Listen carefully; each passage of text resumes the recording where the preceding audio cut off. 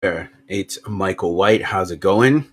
You have me on the Saturdays. So again, we had a very banging episode yesterday for the Love and Relationship podcast. We had an amazing guest on named Vontae Poems talking about why relationships should be treated like a business agreement. You can go and watch the video down below or on our YouTube channel. I actually want to talk about something really important today. I know that on our channel, you've heard more of the negative side of things, like not negative side, but more of like cautionary things that you should be aware of. And on today's episode, I actually want to talk about the positives. I'm not saying that our podcasts have all been negative, but that's like now we actually want to give you guys the tools of what are the signs that someone is a keeper in a friendship or a lover, because we focused more on like, if they act this way, get rid of them, or if they do this, get rid of them. But now, I want us to transcend to, what are, let's call them green flags or green lights of why someone's a keeper. So I'm going to get into that. But before I do, I'm going to play a promo video and we'll go from there.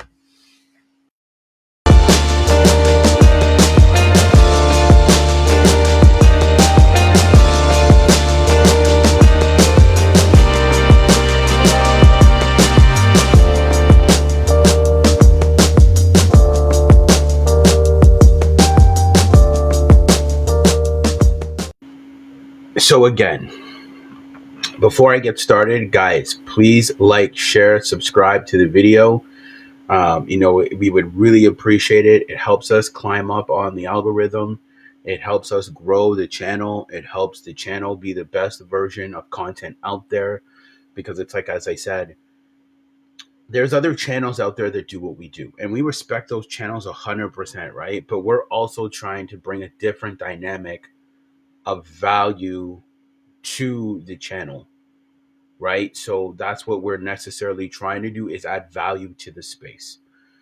So look, guys, we're on Instagram, we're on Twitter, we're on all social media platforms, Facebook, YouTube. You guys can go like us on all those platforms. So with that being said, I actually want to get into today's information. Now, a lot of times before I get into it, people will think, oh, you guys are just recycling what other channels are saying.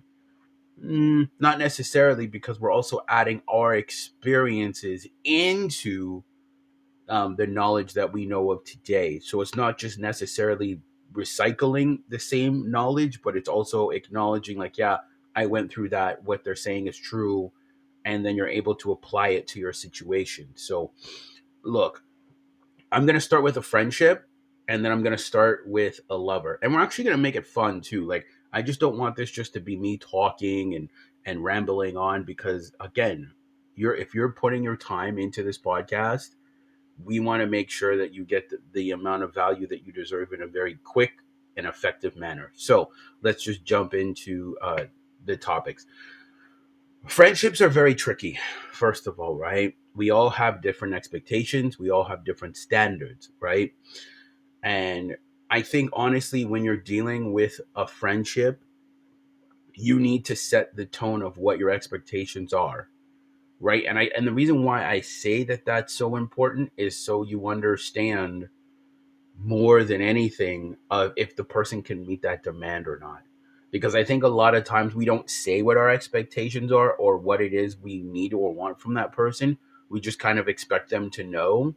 And then a lot of times they're never able to measure up. And then we get angry and frustrated when they're not doing or performing how we want them to perform in the friendship. So, sign someone as a keeper. Let's say you meet someone, you become friends with them, and you have like a conversation, right? You guys are chopping it up, either guy, girl, whatever, right? And you're letting them know, like, hey, like, I really like talking to you. I think you're cool people. I'm willing to invest into you, but understanding that you have boundaries and standards, right? Like that you won't tolerate disrespect. That your opinion will be valued and acknowledged,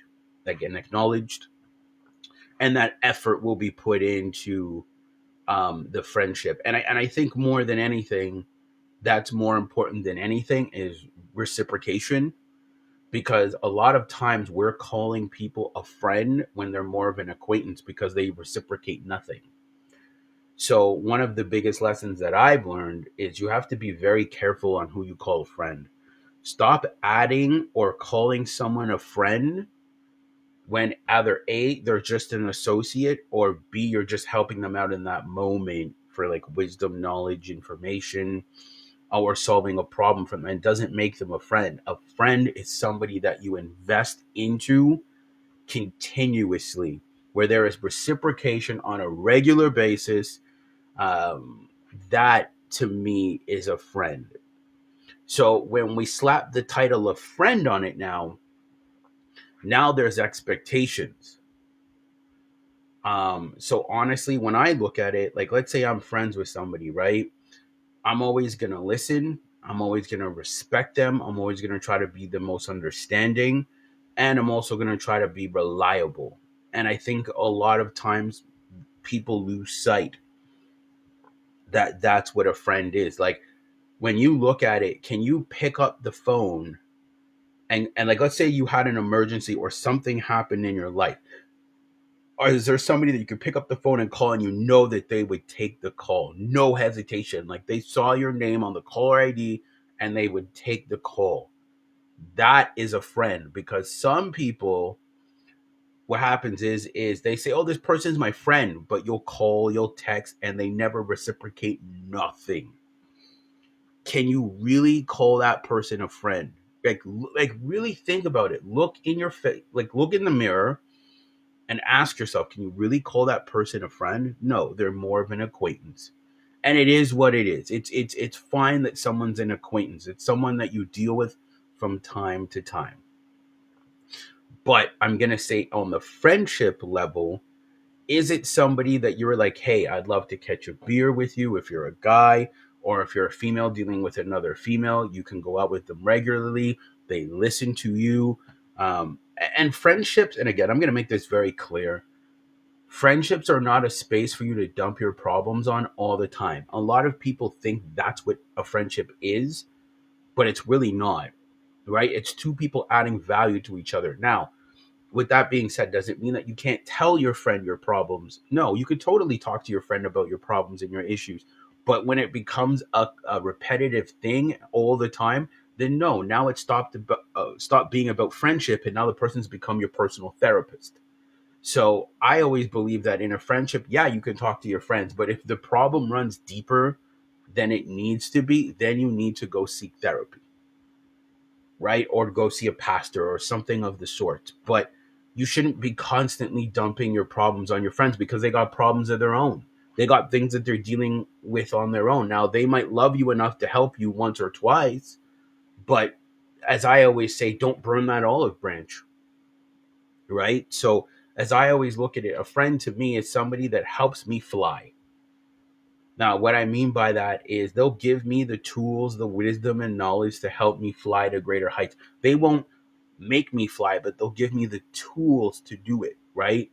And what I mean by that is I've had great conversations with some great men and some great women, and they've given me some insight and tools to fly to greater heights, right? It's like I needed them for that season, and then I was able to like elevate. And that's what I'm saying. Like a friend will pour into you without wanting anything in return, right? Like as in a sense of like he won't hold it over your head, or she won't hold it over your head saying, I did this for you and I did all this stuff. No, they'll just give freely within the confounds that there's always respect and understanding in that relationship.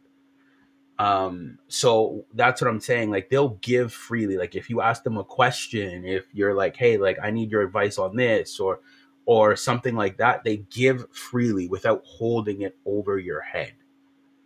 And to me, that is a great asset for somebody that is a friend.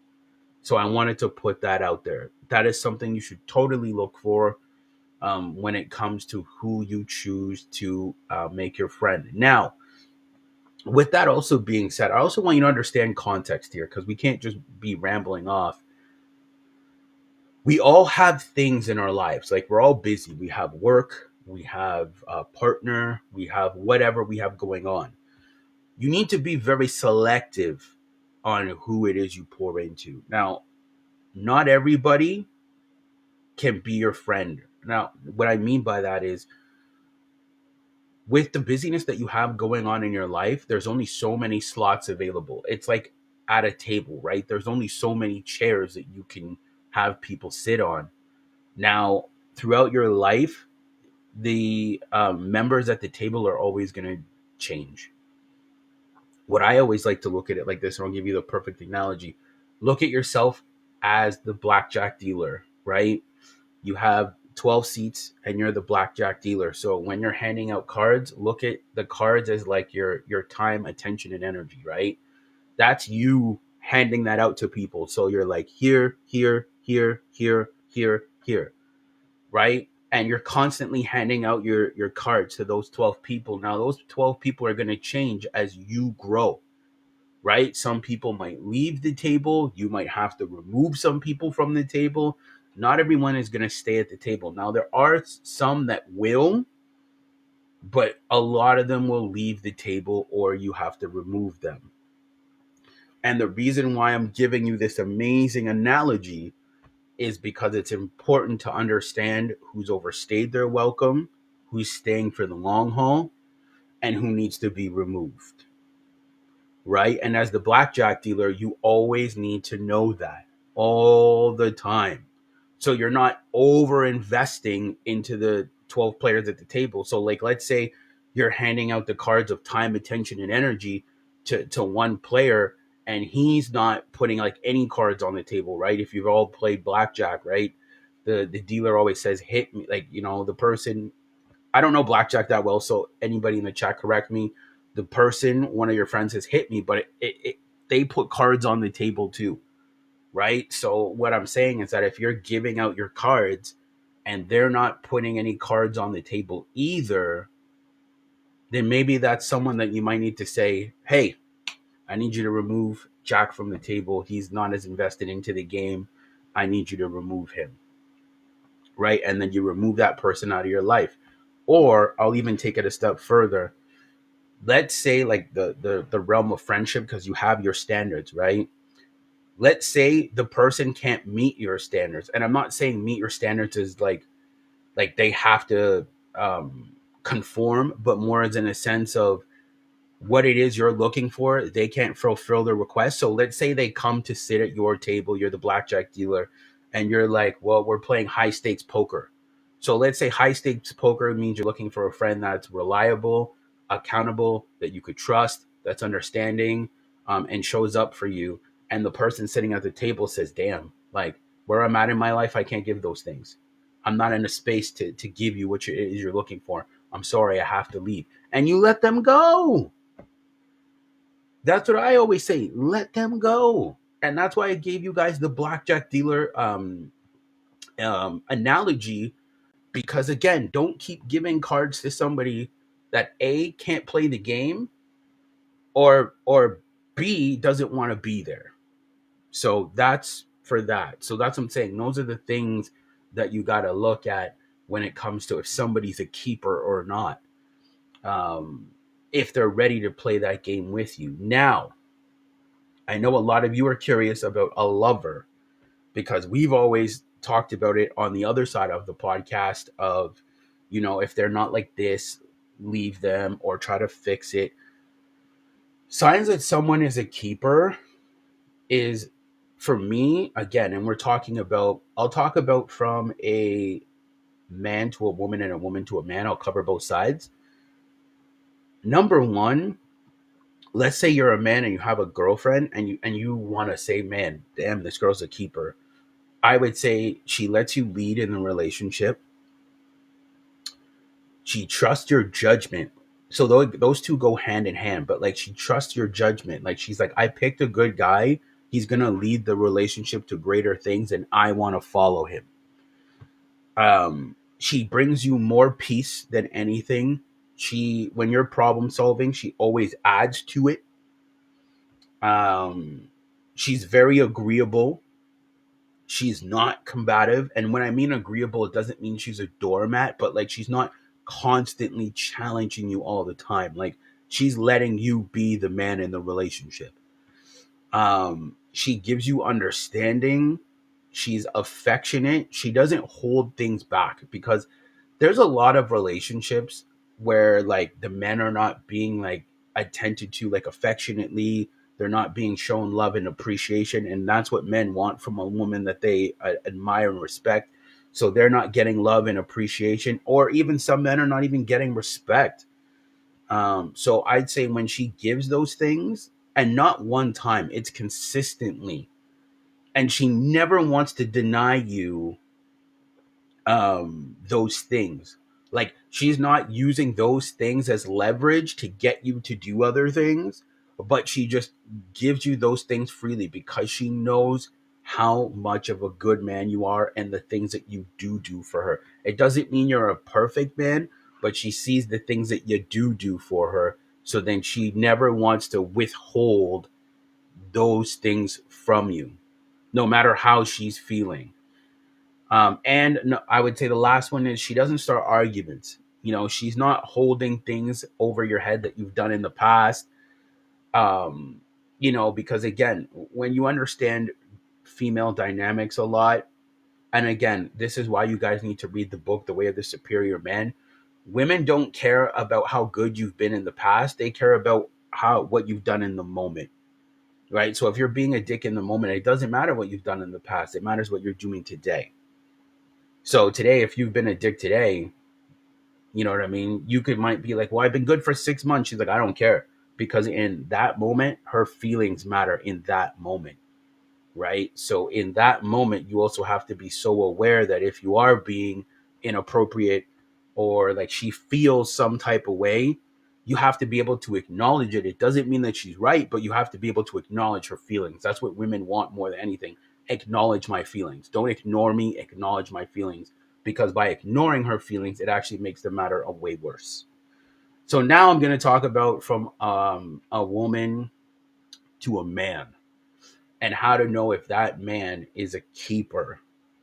He adds value to your life, either through conversations, time and attention and energy, and he's actually willing to protect you because of the things that you've shown. You see, how a man shows love is different how a woman shows love. How men show love is we protect the thing that we want the most, right? It's natural. It's a natural state of DNA and a natural state of being. So if he's willing to protect you and take his resources, and that's a lot of things that a lot of people don't understand, is as men, it's our job to build up the resources to attract the woman into our life, right? We have our stuff together, we have our money together, we might have a house, car, all these things together to pull the women in. It doesn't mean that she likes you for those things, but it's more of a sense of she's like, he's very resourceful. So if I was to have a baby with him, I don't have to worry about a roof being over our head,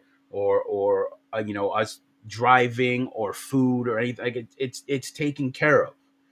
So you could tell how a man truly loves you is his level of provision for you, right? It's how much is he willing to put his life on the line to protect you and keep you safe. That's how you know that man is a keeper. Number two, actually, he also gives you leadership. You know what I mean? He's willing to pour into you more than anything. And he also provides masculine energy.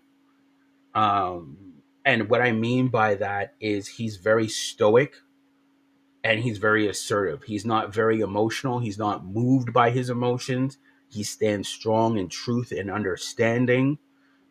He's always willing to listen, but you know what I mean? He lands in stoicism, because you'll hear a lot of women say that the number one thing that makes them lose attraction is a man that's not masculine, a man that doesn't know how to protect her, a man that doesn't know how to give her leadership and guidance. um those are the things that really arouse women, because there's two types of different things. There's things that women like, and there's things that arouse them, right? And you want to be arousing to a woman. That's the thing, because there's even been some times where some women might say, well, that guy's an asshole, excuse my language, but she's still aroused by that man because of how stoic and leadership he portrays. I'm not telling you to be an asshole, but I'm saying that there's a difference between like and desire, right? And that's the thing. You want a woman to desire you, and sometimes like that's what women crave. That's what I mean. You'll hear a lot of women say, that guy wasn't masculine, he didn't know how to lead, he wasn't the best like level of provision with resources, a lot of these things, right? But let's be honest, that is probably like the biggest key cornerstone for women.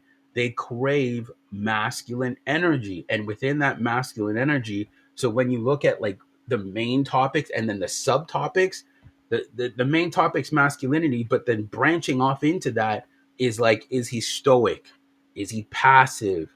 Is he understanding? Do other men respect him? How does it come when it comes to gathering resources? Does he take care of his body? How does he portray himself? Is he confident? All of these things are super important when it comes to um, that type of thing. So that's what I'm trying to say is a woman wants those things. So uh, I guess I'll speak to the ladies here directly. Is when it comes to picking a man, don't pick men out of how much you like him. Is it a man that you desire? And what I mean is it a man that you could see yourself having a future with? But does he have a plan for you? Because a lot of times women are picking men that have no plans for them. They'll get involved with them. The woman will say, hey, I like you. And he's like, oh, we'll see how things go. No, red flag. He's out. He is out. Why are you dealing with men that are going to tell you we'll see where things go? Clearly, they don't like you that much. Clearly, there's no deep level of desire. So that's what I'm trying to say is he's just trying to ride it out and enjoy the benefits. And that's what I'm trying to say. If you're looking for good men, you need to understand what a good man is. Because again, a lot of times women have guys sitting in their friend zone that are great men, but they want the Chads or the Tyrones or those type of men. And those men are not very conducive to you having a long-term successful relationship. They might be good in the moment, but they're not good and conducive for like a marriage or like kids. So that's one thing that you really have to get straight with is what type of man are you dealing with? What type of man are you looking for? And then does he adhere to these qualities? Because you also need to understand that no man or no woman is perfect, right? But do a lot of their good qualities outshine their bad qualities? That's what you really need to focus on more than anything. Nobody's perfect. We all have like some bad qualities, but let's say 90% of the time, are they always in the good quality or are they always like in the bad quality? So I would say more than anything, that's what you really need to look at when it comes to the signs, because you don't want to get caught up in feelings. And I'm talking both sides now, because I've noticed that a lot of times we'll get caught up in how we feel about somebody and not understanding of, do they suit my life? Because how somebody lives, their life might not be suitable with yours, might not be. And that's something that you really need to look at. No matter how much you like somebody, I always say take them at face value. They're telling you who they are. So if you have like a certain requirement that you want for your life and they don't match it, stop trying to pull them up to get there. That's not who they are. Accept people for who they are. Don't try to change them. Don't try to make them into something they're not. Move on. And that's why I keep giving you guys the blackjack scenario. Let them leave the table. Stop trying to say, oh, no, no, no. Stay at the table. I'm going to give you more cards. I'm going to give you more trust. I'm going to give you more understanding. Or if you're a woman, I'm going to give you my body more. I'm going to do that. Let them leave. If they don't want to be there, let them leave, because you're only going to cause yourself more heartache trying to keep them around. So, with that being said, guys, this was a short podcast. Hopefully, you took something away from it. We're going to be back on Monday. And as I said, we really appreciate you guys being a part of the journey.